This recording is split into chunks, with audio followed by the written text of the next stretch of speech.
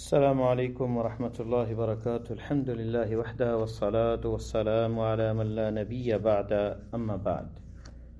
معزز سامعین،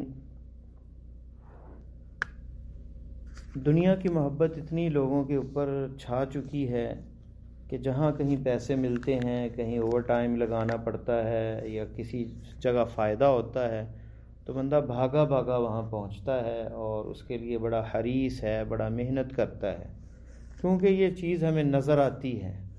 آخرت کا معاملہ کیونکہ آنکھوں سے اوجھل ہے، اس لیے اس کے بارے میں فکر نہیں کرتے ہم۔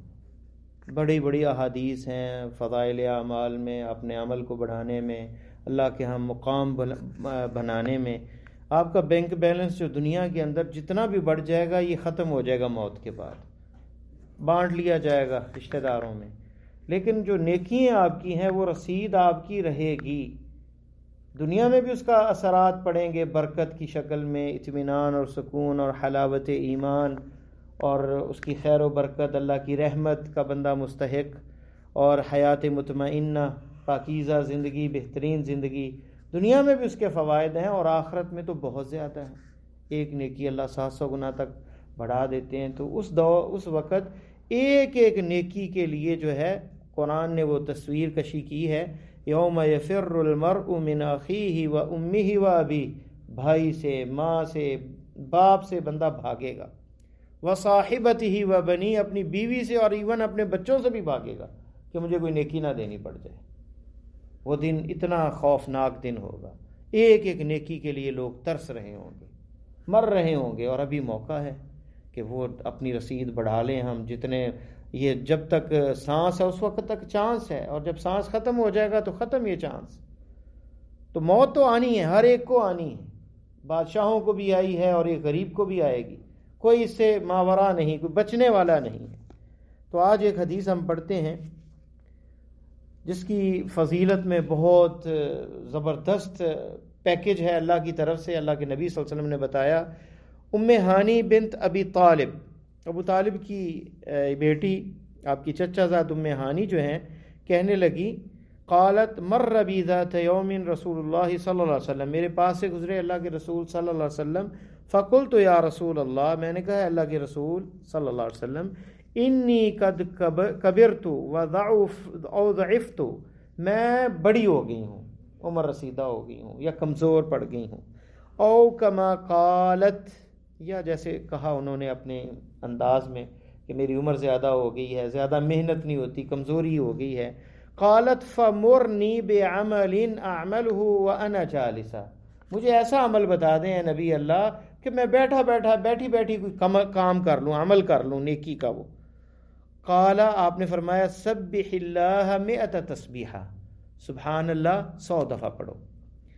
فإنها تعدل لك 100 رقبة تعتقينها من ولد اسماعیل، 100 دفعہ سبحان اللہ کہنے کا اجر اتنا ہے گویا 100 غلام اسماعیل علیہ السلام کی اولاد سے تم نے خرید کے انہیں آزاد کر دیا، اتنا اجر ہے صرف سبحان اللہ 100 دفعہ کہنے کا۔ وحمد اللہ 100 تحمیدہ، 100 دفعہ الحمدللہ پڑھنا۔ تعدل لك 100 فرس مسرجة ملجمة تحملین علیہ فی سبیل اللہ، الحمدللہ 100 دفعہ کہنے سے کتنا اجر ہے گویا 100 جو ہے فرس، گھوڑے، مسرجہ جس کے اوپر زین کسی ہوئی، اور ملجمہ اس کی لگام جو ہے وہ ڈالی ہوئی منہ میں، تیار جہاد کے لیے، اور انہیں جو ہے اللہ کے رستے میں قربان کر دینا، اللہ کے راہ میں دے دینا 100 گھوڑا۔ ایک گھوڑے کی کیا قیمت ہے، اور یہ 100 گھوڑے تیار، اور وہ بھی جہاد کے میدان میں خرچ کرنا کیا ہے؟ الحمدللہ 100 دفعہ پڑھنا۔ کتنی دیر لگتی ہے؟ 2-3 منٹ، 4 منٹ۔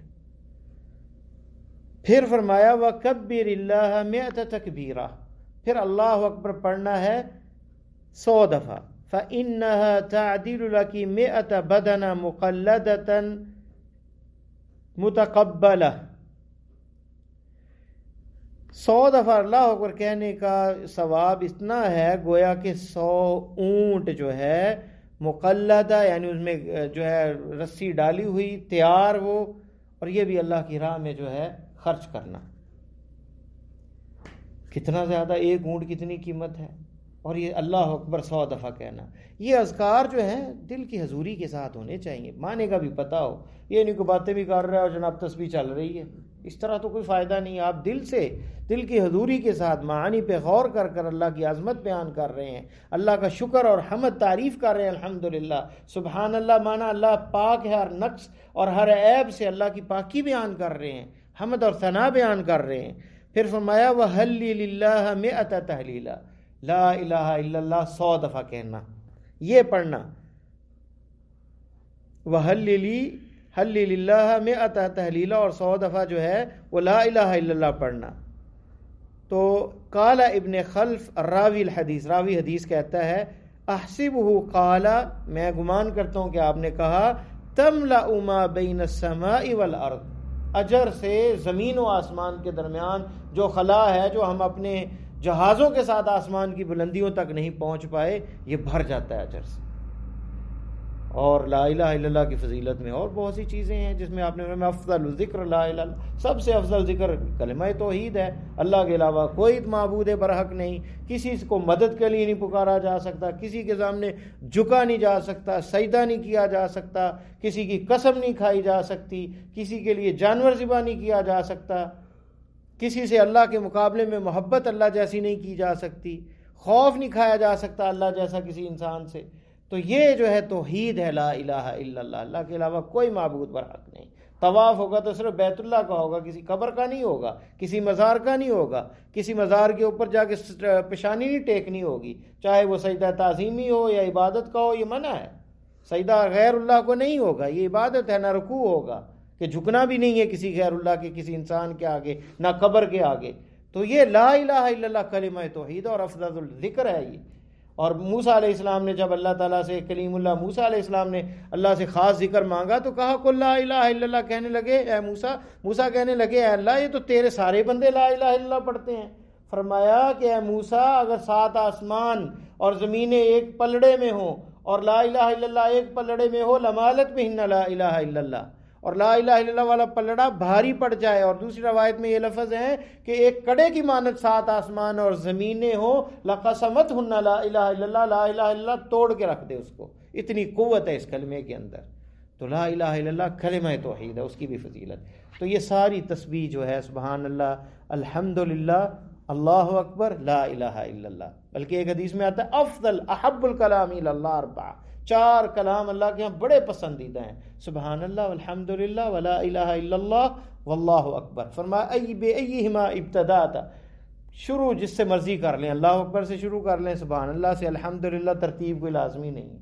تو یہ 4 جملے کتنے پسندیدہ ہیں. آپ چلتے پھرتے زبان سے ذکر کرتے رہیں تو یہ جہاد سے بھی افضل ہے. فرمایا کہ میں تمہیں ایسا عمل نہ بتاؤں جو اس سے بھی افضل ہے کہ تم جہاد کے میدان میں ایک دوسرے کی گردنیں اتارو اور اللہ کی راہ میں سونا اور چاندی خرچ کرو. اور وہ کیا ہے عمل؟ فرمایا ذکر اللہ، وہ اللہ تعالیٰ کا ذکر ہے. تو یہ ذکر ہے، اللہ کی تسبیح ہے، اللہ سے تعلق، اس سے محبت. تو یہ بندہ ایک دن میں ایک دفعہ ہی پڑھ لے، اس پہ عمل کر لے، کہیں بیٹھے ہوئے نماز کے بعد، صبح، رات کو، دن کو، جب وقت ملے، تو کتنا اجر ہے. اور جب بندہ اس دنیا سے رخصت ہوگا دیکھے گا وہ اجر کتنا ہوگا تو کتنی اسے خوشی ہوگی. تو یہ توفیق سے ہوتا ہے اللہ کی، نہ سوچ سے ہوتا ہے. ہم نے عزم کرنا ہے، ارادہ کرنا اور اللہ سے توفیق مانگنی ہے، کوشش ضرور کرنی ہے. باقی اللہ کی توفیق ہے، جس کو دے نیکی کا کام. یہ اللہ کا استفاء ہے کہ اپنی عبادت کے لیے بھی کس کو چنتا ہے، اپنی نماز کے لیے کس کو کھڑا کرتا ہے، کس کو پسند کرتا ہے. یہ میرا اور آپ کا احسان نہیں کہ ہم نماز کے لیے آتے ہیں، اللہ کا چناؤ ہے. اس کا احسان اور شکر ادا کرنا چاہیے کہ اس نے ہمیں منتخب کیا اپنے سامنے کھڑا ہونے کے لیے. کتنے ایسے لوگ ہیں انہیں توفیق ہی نہیں دیتا اللہ تعالیٰ، پسند ہی نہیں کرتا کہ وہ مسجد میں آئیں. اس میں وہ بدبختی ہے ان لوگوں کی جو محروم ہے تلاوت قرآن سے، رب کے سامنے کھڑے ہونے سے. تو اللہ تعالیٰ سے دعا ہے کہ اللہ ہمیں نیکی کرنے کی اور اس کی اہمیت ہمارے دل میں پیدا فرمائے اور نیکی کرنے کی توفیق عطا فرمائے اور خاتمہ ایمان پہ فرمائے. سبحانک اللہم و بحمدک اشہد ان لا الہ الا انت استغفرک و اتوب الیک.